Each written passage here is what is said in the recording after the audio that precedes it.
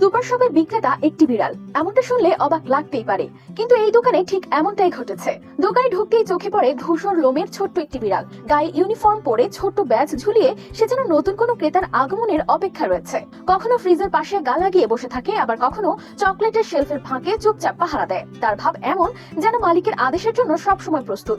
আর এভাবে সে এতটাই জনপ্রিয় হয়েছে যে এলাকার সবাই তার সঙ্গে মিশতে চলে আসে দোকানে। কেউ আদর করে, কেউ আবার খাবার কিনে দেয়। শিশু থেকে বড় সবাই তার পাশে সময় কাটাতে ভালোবাসে।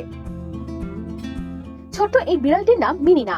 দোকানের এক কর্মী জানান, মিনিনা আসলে 7 মাস আগে ওই দোকানের কাছে এক কাস্টমারের সাথে আসতো। ধীরে ধীরে সে সবাইকে চিনতে শুরু করে, আর পরবর্তীতে হয়ে ওঠে দোকানেরই অংশ। একসময় সবাই মিলে মিনিনাকে দত্তক নেন, এখন সে দোকানেরই অংশ, যেন এক জীবন্ত প্রাণ। লোকজন মিনিনাকে সোশ্যাল মিডিয়ায় জোজো কিটি নামে ডাকতে শুরু করে। সে দোকানের করিডোরে হাঁটে, কখনো শেলফের পাশে শুয়ে পড়ে, আর কখনো নতুন ক্রেতাদের স্বাগত জানায়। তার শান্ত সুলভ স্বভাব ও স্নেহময় চোখ যেন ক্রেতাদের মন ছুঁয়ে যায়।